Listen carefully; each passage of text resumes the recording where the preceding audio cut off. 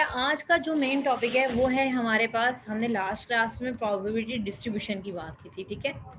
Probability distribution की, या इसको हम जो है वो पीडी, स्मॉल पीडी से भी हम इसको डिनोट करते हैं प्रोबेबिलिटी डिस्ट्रीब्यूशन को। और प्रोबेबिलिटी डिस्ट्रीब्यूशन में हमें जो क्या करना था,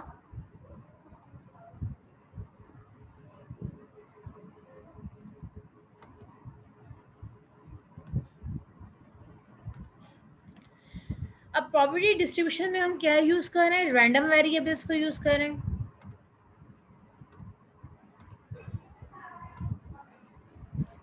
क्या यूज कर रहे हैं हम यहाँ पे, random variables.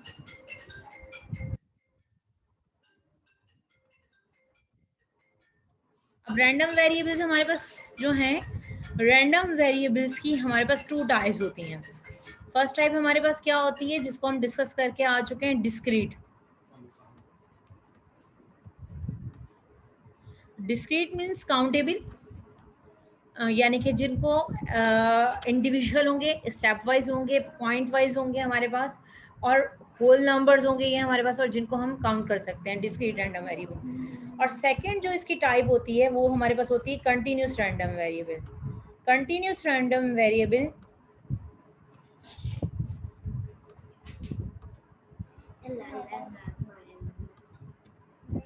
Continuous random variable में हमारे पास जो रैंडम वेरिएबल्स होते हैं, आपको पता है कि डिस्क्रीट में हम बात करते हैं, अगर हम बात कर रहे हैं 1 2 होल नंबर्स की बात करते हैं 3, और होल नंबर्स हमारे पास किस में होते हैं, इंडिविजुअल होते हैं, आपस में इनकी कनेक्शन नहीं होती है। लेकिन जब हम कंटिन्यूस रैंडम, ये हमारे पास जो है डिस्क्रीट वेरिएबल्स हैं, ठीक है। डिस्क्रीट वेरिएबल्स हमारे पास न्यूमेरिकल क्वांटिटी में होंगे और इनको हम काउंट कर सकेंगे, काउंटेबल होंगे ये। लेकिन जब हम बात करेंगे कंटिन्यूस वेरिएबल्स के बारे में, कंटिन्यूस वेरिएबल्स जो होंगे उनमें हमारे पास लिमिट गिवन होगी, हमारे पास इंटरवल गिवन होगी। जो हमारे पास जो भी क्वेश्चन होगा उसमें एक लिमिट और इंटरवल की बात होगी, ठीक है। लिमिट और इंटरवल की जब हम बात करेंगे तो हम यहाँ पे कंटिन्यूस प्रोबेबिलिटी डिस्ट्रीब्यूशन को यूज़ करेंगे। कंटिन्यूस प्रोबेबिलिटी डिस्ट्रीब्यूशन को कैलकुलेट करने के लिए हमारे पास डिफरेंट फार्मूलाज हैं। डिस्क्रीट कैलकुलेशन करने के लिए, डिस्क्रीट की प्रोबेबिलिटी को कैलकुलेशन करने के लिए हम क्या करते हैं, कॉम्बिनेशन का फार्मूला यूज़ करते हैं, इवेंट, नंबर ऑफ इवेंट और number of sample space find करने के लिए। देन हम प्रोबेबिलिटी का जो फार्मूला है हमारे पास, कि probability equal to number of events divided by number of sample space, और जो फार्मूला है हमारे पास, नंबर ऑफ पॉसिबल इवेंट्स और नंबर ऑफ ऑल आउटकम्स। जो ये प्रोबेबिलिटी का फार्मूला है इसको हम यूज़ करते हैं। लेकिन कंटिन्यूस जो हमारे पास डिस्ट्रीब्यूशन है ये इम्पॉर्टेंट है हमारे पास। ज़्यादातर हमारी रियल लाइफ जो प्रॉब्लम्स हैं, जो हमारा नेचुरल, हमारी जो लाइफ है इसमें जो चीज़ें यूज़ हो रही हैं उनमें जो है वो ज़्यादातर हम रैंडम वेरिएबल में कंटिन्यूस रैंडम वेरिएबल्स होते हैं हमारे पास, और हम ज़्यादातर कंटिन्यूस प्रोबेबिलिटी डिस्ट्रीब्यूशन को यूज़ करते हैं, ठीक है। और कंटिन्यूस प्रोबेबिलिटी डिस्ट्रीब्यूशन में हमारे पास जो रैंडम वेरिएबल होंगे वो किस में होंगे, रैंडम वेरिएबल लिमिट में होगा हमारे पास, या फिर वो इंटरवल में होगा, या फिर उसकी स्पेसिफिक हमारे पास क्या होगी, एक रेंज होगी। उस रेंज में ही रहते हुए हमें काम करना होगा कंटिन्यूसली। ऐसा नहीं है कि हम 1 के बाद डायरेक्ट 2 पे जंप कर जाएं, 2 के बाद डायरेक्ट 3 पे चले जाएं। हम अगर काम कर रहे होंगे तो हम कंटिन्यूसली 1 और 2 के दरमियान में काम करेंगे, क्योंकि हमें मालूम है कि कोई भी 2 नंबर्स होते हैं उनके बिटवीन में इनफाइनाइट मैनी नंबर्स होते हैं। उन नंबर्स के बिटवीन में इनफाइनाइट मैनी नंबर्स होते हैं हमारे पास। ये तो हो गया रैंडम वेरिएबल, ठीक है। रैंडम वेरिएबल की कितनी टाइप्स हैं, रैंडम वेरिएबल की 2 टाइप्स हैं हमारे पास, discrete random variable and continuous random variable. इसी तरह से जब हम प्रोबेबिलिटी डिस्ट्रीब्यूशन की बात करते हैं तो प्रोबेबिलिटी डिस्ट्रीब्यूशन भी हमारी 2 टाइप्स में डिवाइड हो जाती है। फर्स्ट होती है हमारे पास डिस्क्रीट प्रोबेबिलिटी डिस्ट्रीब्यूशन, और सेकंड होती है हमारे पास continuous probability distribution. Discrete probability distribution last class में हम पूरे कंप्लीट डिस्कस कर चुके हैं, और आज का हमारा जो मेन टॉपिक है वो है कंटिन्यूस प्रोबेबिलिटी डिस्ट्रीब्यूशन। ओके बेटा। और continuous random variable, I hope कि आपका क्लियर हो गया होगा। आपको कोई क्वेश्चन है, कुछ पूछना है तो आप पूछ सकते हैं।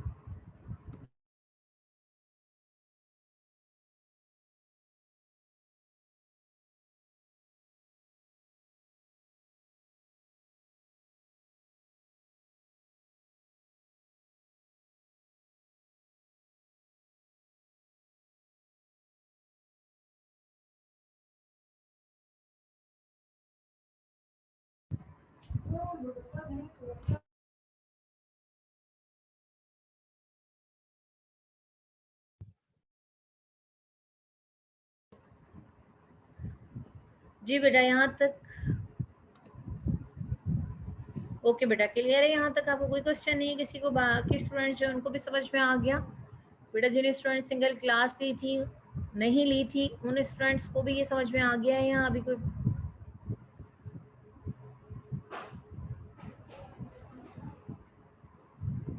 जी बेटा,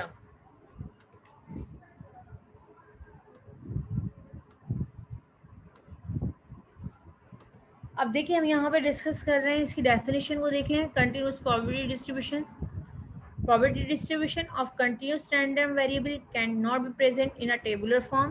फर्स्ट इसमें क्या है हमारे पास कि हम इसको डिस्क्रीट में हम टेबुलर फॉर्म में करते हैं, और कंटिन्यूस जो होती है वो क्या होती है?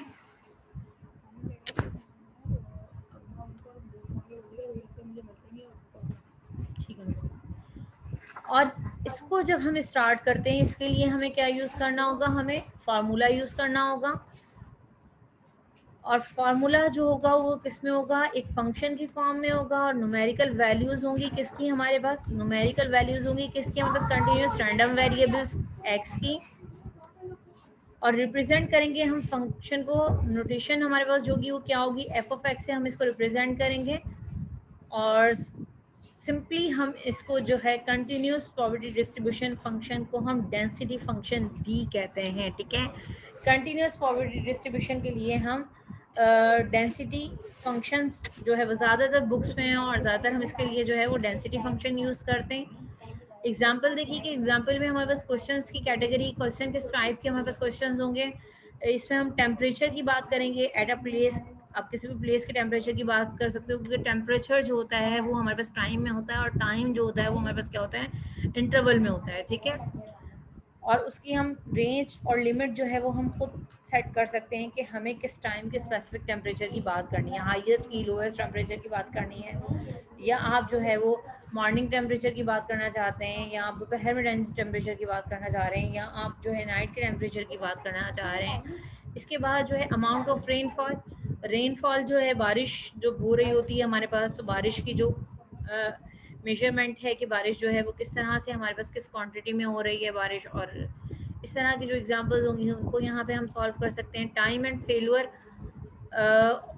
फॉर इलेक्ट्रॉनिक सिस्टम्स, यहाँ पे इलेक्ट्रॉनिक सिस्टम्स की जो उनके फेल होने का टाइम ड्यूरेशन है कि किस टाइम पे वो फेल हुआ, या फिर आप उस टाइम पे किस टाइम पे रन कर रहे हैं। डिफरेंट इलेक्ट्रॉनिक्स जो सिस्टम्स हैं उनकी हम जो है यहाँ पे कैलकुलेशन कर सकते हैं। यहाँ पे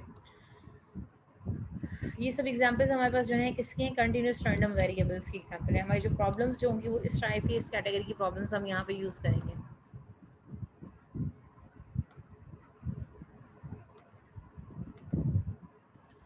ग्राफिकली जब हम इसको प्लॉट करेंगे तो ग्राफिकली इसके कर्व जो हैं वो हमारे पास इस फॉर्म में होंगे, इस फॉर्मेट में हमारे पास कर्व होंगे।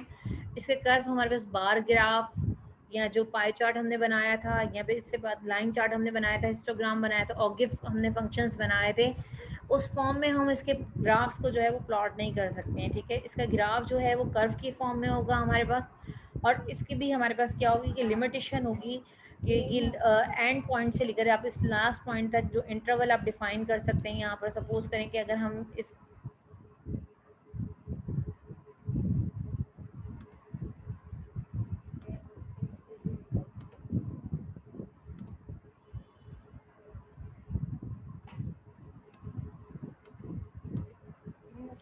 इंटरवल जो है वो हम ले सकते हैं यहाँ पर हम ए से लेकर, और यहाँ पे बी, ए और बी क्या होगी? ये हमारी इंटरवल होगी। ठीक है, जो हम डिसाइड कर रहे हैं। एक्सेस जो है ये हम यूज़ करेंगे रैंडम वेरिएबल के लिए, और रैंडम वेरिएबल के अकॉर्डिंग टू जो हमें प्रोबेबिलिटी मिलेगी वो प्रोबेबिलिटी हमारी कैसे डिनोट होगी? एफ ऑफ एक्स है। और इस ग्राफ की जो रेंज होगी वो क्या होगी? हमारे पास 1 ही होगी। ठीक है, ये भी थोड़ा सा ख्याल रखिएगा कि इस ग्राफ की स्टार्टिंग, ये ग्राफ जिस तरह डिस्क्रीट में हमारे पास जो है प्रोबेबिलिटी जब डिस्ट्रीब्यूशन हम करते हैं, या डिस्क्रीट में जो प्रोबेबिलिटी हम करते हैं उसकी रेंज हमारे पास क्या होती है? 0 एंड 1 होती है। देन कंटिन्यूस प्रोबेबिलिटी डिस्ट्रीब्यूशन में भी हमारे पास जो रेंज होगी वो क्या होगी? 0 और 1 के बिटवीन में होगी। ठीक है, एफ ऑफ एक्स जो मिलेगा वो 0 और 1 के दरमियान में मिलेगा, इससे ज़्यादा आपको नहीं मिलेगा। लेकिन जो इंटरवल और लिमिट है ये रैंडम वेरिएबल्स जो हैं ये अकॉर्डिंग टू हम अपने इंटरवल और फंक्शन के अकॉर्डिंग टू हम इनको चूज़ करेंगे।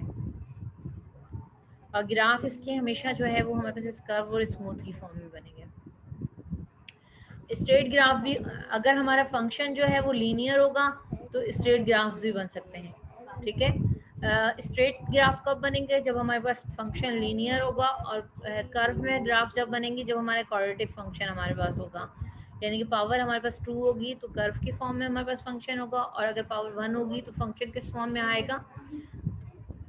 फंक्शन हमारे पास जो है इस फंक्शन में भी, इस लीनियर फंक्शंस में भी हमारे पास रेंज 0 से 1 होगी, लेकिन जो ग्राफ का होगा वो किस फॉर्म में होगा? स्ट्रेट फॉर्म में होगा, और इंटरवल्स भी हमारे पास डिफाइन होंगी इनकी।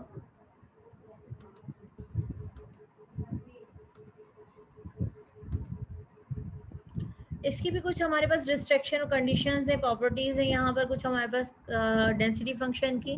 डेंसिटी फंक्शन क्या है? हमारे पास कंटिन्यूस प्रोबेबिलिटी डिस्ट्रीब्यूशन है जिसको हम डेंसिटी फंक्शन कहते हैं, और इसकी रेंज हमारे पास फर्स्ट इसकी प्रॉपर्टी हमारे पास क्या होगी कि फंक्शन जो है वो ग्रेटर देन इक्वल टू 0 होगा, और फंक्शन जो है उसकी लिमिट एक्स एक्सिस पे माइनस इन्फिनिटी टू इन्फिनिटी। ये ग्राफ जो होंगे, आपने पहले भी प्रीवियस ग्राफ को नोट किया होगा कि ग्राफ जो है वो नियरेस्ट होंगे एक्स एक्सिस के, बहुत ज़्यादा नियरेस्ट होंगे, इतने नियरेस्ट के आपको सम टाइम लगेगा कि ये एक्सिस को टच कर रहे हैं, एक्स एक्सिस को।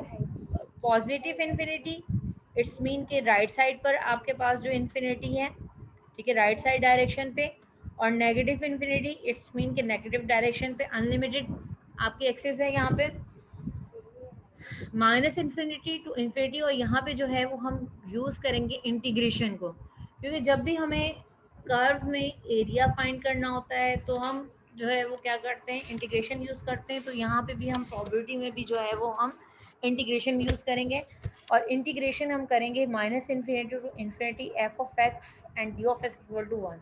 अब minus infinity to infinity means कि आपकी जो लिमिट है आपके पास रैंडम वेरिएबल की, वो आप कोई भी यहाँ पर ले सकते हो according to function, negative direction से भी और आप पॉजिटिव डायरेक्शन में भी।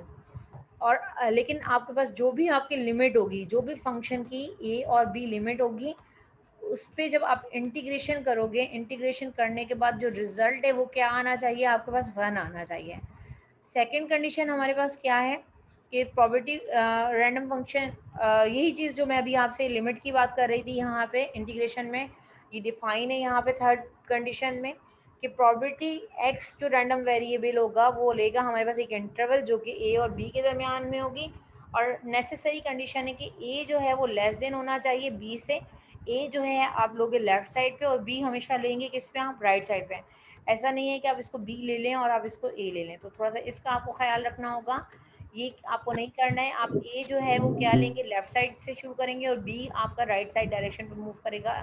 ए जो है वो ग्रेटर देन, ए लेस देन होना चाहिए बी से।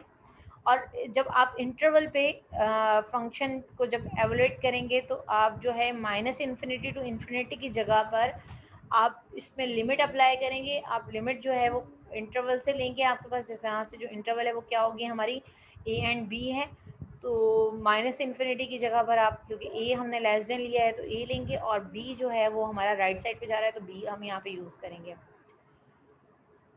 और ये जो चीज़ है, ये फंक्शन जो है ये हमें एरिया देगा जो भी के कर्व के बीच में लाया करा होगा, इस एरिया की बात करेंगे हम, ठीक है। ये एरिया जो है इस कर्व के भी जो बिटवीन में है, इन इंटरवल्स के बिटवीन में लाई कर रहा है इस फंक्शन पे, इसकी बात करेंगे हम। y जो है वो किसके इक्वल होता है? एफ ऑफ एक्स के इक्वल होता है, और y जो होगा किसके दरमियान में होगा? बिटवीन होगा a एंड b के दरमियान में, जो कि फिगर में हम शो कर चुके हैं पीछे। और यहाँ भी देखिए मैंने इसकी फिगर जो है आपके पास प्लॉट की हुई है, इस फिगर को देख लीजिए आप। अच्छा, अब नेसेसरी कंडीशन नहीं है कि हम जो है अगर हम कंप्लीट होल इंटरवल की बात करेंगे तो रिजल्ट किसके इक्वल आएगा? 1 के। लेकिन जिस तरह हम डिस्ट्रीब्यूशन की बात कर रहे हैं कि हमारी जो इंटरवल है, जो रैंडम वेरिएबल है, वो ए से लेकर यहाँ तक सी में है, और हम जो है इसमें किसी भी एरिया की जो है प्रॉपर्टी कैलकुलेट कर सकते हैं, ठीक है। इस तरह से आप यहाँ पे इस एरिया की प्रॉपर्टी भी कैलकुलेट कर सकते हैं, आपकी मर्जी है कि आप ए और डी के बिटवीन में कैलकुलेट कर लें, आपकी मर्जी है बी और डी के बिटवीन में कैलकुलेट कर लें, इसी तरह से आप ई जो है वो, लेकिन ये सब नंबर्स आपके किस पर होंगे, एक्स आपके रैंडम वेरिएबल्स के इंटरवल्स में लाए करेंगे, ठीक है। आप इनकी जो है वो इंटरवल कैलकुलेट कर सकते हैं, लेकिन जो टोटल आपका यहाँ से लेके जो भी इंटरवल होगी आपकी टोटल इंटरवल जो होगी फंक्शन की, जब टोटल इंटरवल पर आप फंक्शन को कैलकुलेट करेंगे, टोटल इंटरवल पर रिजल्ट जो है वो हमेशा क्या होगा आपके पास, यहाँ पे डी ऑफ एक्स आएगा इंटीग्रेशन का, ए एंड बी, ए ये ए एंड बी जो है रिप्रेजेंट कर रहा है यहाँ पे टोटल इंटरवल को, और आप इसको सब इंटरवल्स में भी डिवाइड कर सकते हैं ए एंड बी को।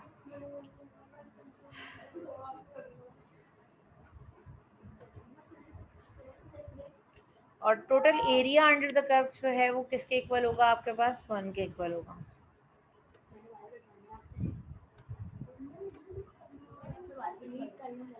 ये चीज़ मैं पीछे भी डिस्कस कर चुकी हूँ कि जो फंक्शन होगा हमारे पास, जो फंक्शन की रेंज होगी वो रेंज हमारे पास फंक्शन की जो रेंज होगी वो किसके दरमियान में होगी, 0 और 1 के दरमियान में होगी। आप किसी भी इंटरवल पे इंटीग्रेशन में हम जब डेफिनाइट इंटीग्रल फाइंड करते हैं, डेफिनाइट इंटीग्रल का रूल है हमारे पास कि हम इसको कैपिटल एफ ऑफ ए से and capital F of B से हम इसको डिनोट करते हैं डेफिनाइट इंटीग्रल में, और एफ ऑफ बी में से हम माइनस कर देते हैं एफ ऑफ ए को। तो ये थोड़ा सा आपको मैं दोबारा बता देती हूँ कि डेफिनाइट इंटीग्रल में, क्योंकि ये जो इंटीग्रेशन है वो कौन सी है, डेफिनाइट इंटीग्रेशन है।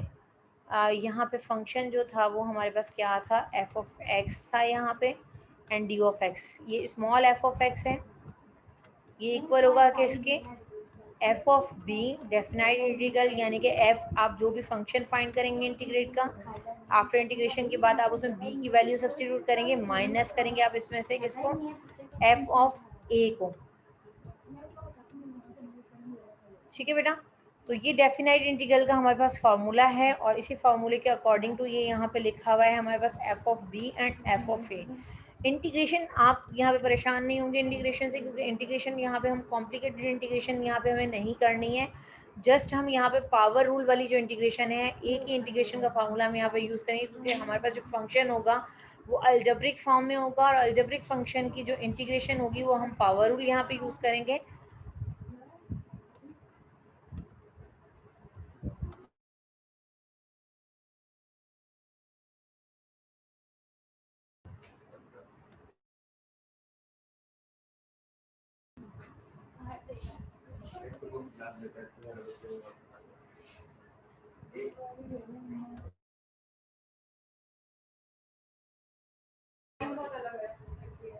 अब यहाँ पे प्रॉब्लम देखिए हमारे पास किस फॉर्मेट में होगा, ये एग्जांपल हमारे पास गिवन है यहाँ पे कि suppose that the error in the reaction temperature in centigrade for a control laboratory experiment in the continuous random variable x having the probability density function.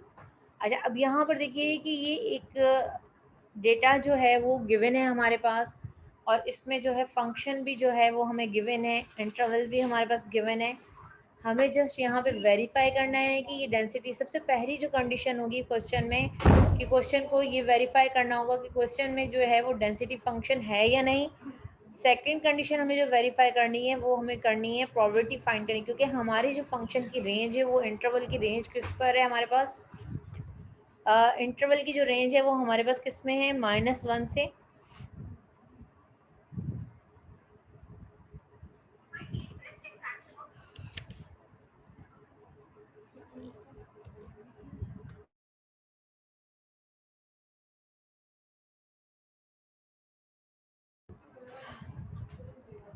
Interval की जो रेंज है बेटा वो किसके दरमियान में है हमारे पास, -1 से 2 के दरमियान में है। जो x है, ये x हमारे पास जो रैंडम वेरिएबल है हमारा,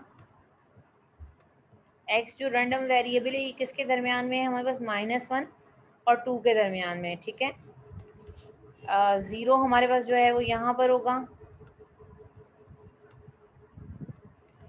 अब हमें जो प्रॉपर्टी मिली हुई है, कर्व देखिए यहाँ पे पावर है square, it's mean necessary condition है कि ये कर्व क्वाड्रेटिक फॉर्म में होगा, क्योंकि जब भी हमारे पास पावर स्क्वायर में आती है तो कर्व की जो फॉर्म होती है वो पैराबोलिक या फिर पैराबोलिक फॉर्म में होती है हमारे पास कर्व की। ठीक है, कर्व इस फॉर्म में होता है। अब यहाँ पर क्वेश्चन जो है, ये हमारे पास एक क्वेश्चन है जिस एक्स स्क्वायर माइनस वन, जब इसका ग्राफ हम प्लॉट करेंगे तो ग्राफ कुछ इस फॉर्मेट में हमारे पास आएगा। इसकी जो लिमिट है हमारे पास, आप देखिए कि ये माइनस इन्फिनिटी है और ये हमारे पास जो है प्लस इन्फिनिटी है। अब माइनस इन्फिनिटी में देखिए कि जो रेंज है हमारे पास माइनस इन्फिनिटी से लेकर फंक्शन जो डिफाइन है वो किस पे डिफाइन है, 2 पर डिफाइन है। और नेसेसरी कंडीशन है कि एक्स एक्सिस जो है वो किसके दरमियान में होगा, 0 और 1 के दरमियान में होगा यहाँ पे हमारे पास। सबसे पहले तो हमें ये क्वेश्चन में बताना है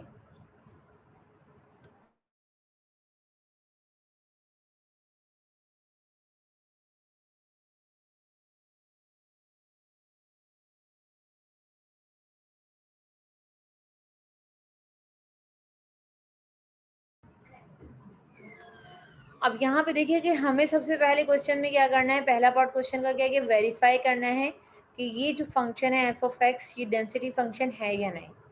इट्स मीन कि ये जो ग्राफ हमने बनाया है, जो फंक्शन है, आपको ग्राफ आपके नेसेसरी नहीं है कि आप ग्राफ प्लॉट करें, लेकिन ग्राफ से ये कि आपके कोई कॉन्सेप्ट जो है वो क्लियर हो जाएंगे कि हमें करना क्या है, हमें क्वेश्चन में क्या चीज़ जो है वो फाइंड करनी है और किस तरह से हमारा क्वेश्चन जो है वो काम कर रहा है। अब देखिए यहाँ पे हमारे पास जो फंक्शन है, इस फंक्शन की रेंज हमारे पास क्या है, -1 से 2 तक है। सबसे पहले तो हमें ये चीज़ वेरीफाई करनी है, और ये चीज़ वेरीफाई किस तरह से होगी, क्योंकि हमें मालूम है इंटीग्रेशन का फार्मूला कि लिमिट अगर माइनस इन्फिनिटी से इन्फिनिटी होगी और एफ ऑफ एक्स होगा, इंटीग्रेशन की सैम्बल है ये, थोड़ा सा इंटीग्रेशन को देख लीजिएगा बेटा, यहाँ पे आप, ये इंटीग्रेशन के सैम्बल है। और डी ऑफ एक्स यानी कि वेरिएबल जो इंडिपेंडेंट है वो एक्स है, और इंटीग्रेशन भी हम विद रिस्पेक्ट टू एक्स करेंगे यहाँ पे, ये क्या होनी चाहिए, 1। अब माइनस इन्फिनिटी पे जो हमारे फंक्शन की रेंज है वो क्या है, -1, यानी कि माइनस इन्फिनिटी की जगह पे अब यहाँ पे हम क्या लेंगे, -1 लेंगे। और पॉजिटिव इन्फिनिटी पे हमारी रेंज क्या आ रही है, 2 आ रही है, ठीक है। तो हमें जो इंटीग्रेशन करनी है, और फंक्शन गिवन है हमारे पास, फंक्शन क्या है हमारे पास, एक्स स्क्वायर बाय 3 है। अच्छा, प्रॉब्लम्स में यहाँ पे इंटीग्रेशन इतनी ज़्यादा कॉम्प्लिकेटेड इंटीग्रेशन नहीं है, हमें जस्ट यहाँ पे पावर रूल यूज़ करना है, पावर रूल के अलावा हमें यहाँ पे कुछ भी यूज़ नहीं करना होगा।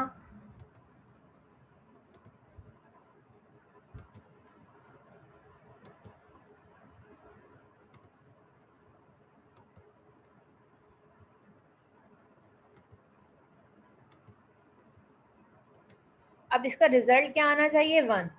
अगर इस इंटीग्रेशन को सॉल्व करने के बाद रिजल्ट हमारे पास अगर 1 आ जाता है तो हम कहेंगे कि ये डेंसिटी फंक्शन है, और हम इसको जो है वो फर्दर कैलकुलेट कर सकते हैं, फर्दर हम इसकी जो है वो प्रोबेबिलिटी डिस्ट्रीब्यूशन जो है वो फाइंड कर सकते हैं। तो देखिए कि ये आपके पास सॉल्व हुआ हुआ है यहाँ पे। फर्स्ट कंडीशन हमारे पास क्या थी कि F of X greater than and equal to 0 होना चाहिए।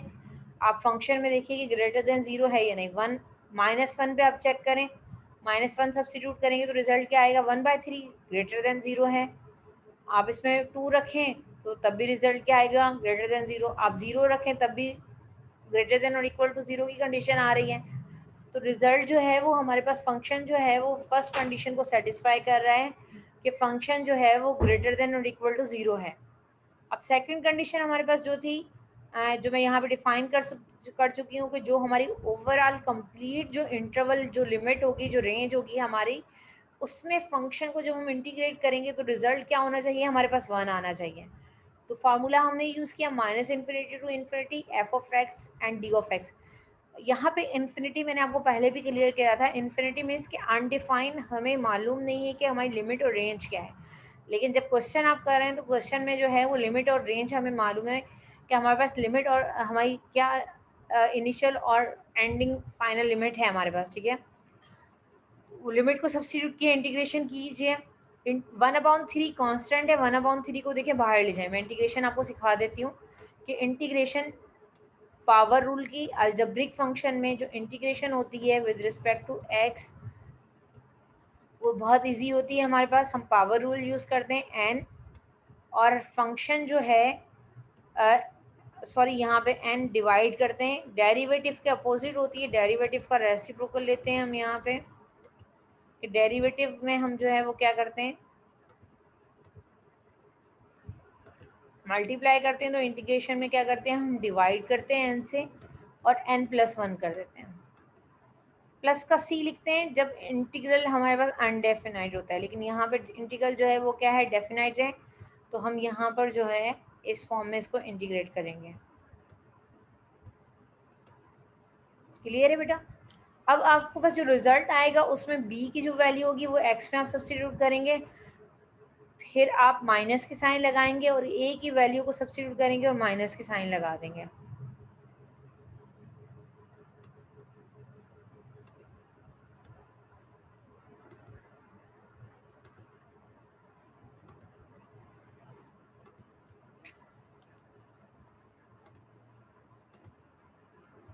अब देखिए इसकी इंटीग्रेशन हम करते हैं। यहाँ पे इंटीग्रेशन हम किस तरह से करेंगे कि हमारे पास फंक्शन क्या है, -1 इंटीग्रल ऑफ -1 से 2x² by 3 and d of x, ये हमारा फंक्शन है। ठीक है बेटा, अब हमें इसकी इंटीग्रेशन करनी है। सबसे पहले तो ये 1/3 क्या है, हमारे पास कांस्टेंट है, आप इसको बाहर ले जाओ और x² को सिर्फ वेरिएबल टर्म को रखो अंदर अपने पास। ये क्या हो जाएगा हमारे पास, d ऑफ x। अब देखिए x² एक पोलिनोमियल मतलब फंक्शन है, अलजेब्रिक फंक्शन है हमारे पास, और यहाँ पे हम पावर रूल को अप्लाई कर सकते हैं। पावर हमारे पास क्या है, 2 है यहाँ पे हमारे पास पावर, तो हमें क्या करना होगा, 2 में हमें +1 करना होगा और डिवाइड कर देंगे हम 2 + 1 से। और लिमिट जो है इसको हम स्टेट मॉडुलस के साइन देने के बाद लिमिट हम इस तरह से लिख देते हैं। देखिए ये क्या हो जाएगा, प्लस करेंगे तो 3, यहाँ पे क्या है हमारे पास 1/3, 3 से मल्टीप्लाई करेगा तो ये 1/9 को आप बाहर ले जाएं और आपका जो वेरिएबल फंक्शन होगा वो क्या होगा आपके पास, x³।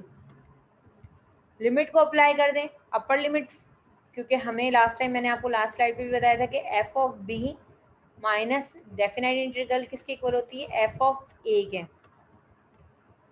तो अब क्या करना चाहिए हमें कि b हमारे पास किसके इक्वल है, 2 के, और a किसके इक्वल है हमारे पास, -1 के। तो b की वैल्यू को सब्स्टिट्यूट कर दें, 1/9 को कांस्टेंट टर्म को एज इट इज़ आप बाहर रखें। b किसके इक्वल है, 2 के, 2⁻3, और माइनस का हमारे पास क्या हो जाएगा, 1 पावर क्या हो जाएगा ये बेटा, 3। तो ये हमने लिमिट अप्लाई कर दी। पैरेंथेसिस है, इनको थोड़ा सा देख लीजिएगा, यहाँ पे टाइपिंग मुश्किल हुई है, सब क्वेश्चन यहाँ पे पूरा टाइप हुआ हुआ है, लेकिन ये स्टेप्स इसमें नहीं है तो ये स्टेप्स देख लें आप लोग अपने पास, नोट कर लें इन स्टेप्स को। 2⁻3 किसके इक्वल होता है, 8 के, और 1/3 -1/3 किसके इक्वल होगा, -1 के। -1 माइनस से मल्टीप्लाई करेगा, प्लस का 1 हो जाएगा, तो ये क्या आएगा आपके पास, 9 को आप कैंसिल कर दें, आपके पास रिजल्ट क्या आ जाएगा, 1। ये चीज़ प्रूव हो गई हमारे पास कि ये डेंसिटी फंक्शन है इस लिमिट पर। ये फंक्शन इस लिमिट पे जो है वो डेंसिटी फंक्शन है, यानी कि कंटिन्यूस डिस्ट्रीब्यूशन फंक्शन प्रॉपर्टी है ये हमारे पास। अब इसको जो है वो हम डिस्ट्रीब्यूट करना चाहें तो कर सकते हैं। यहाँ पर डिफरेंट वे में लिमिट सॉल्व हुई हुई है, आप इससे भी करना चाहें तो इस वे से भी कर सकते हैं। नेक्स्ट पार्ट जो है वो मैं नेक्स्ट क्लास अरेंज करके उसमें जो है वो आपको समझाती हूँ। कुछ पूछना चाहें तो पूछ सकते हैं।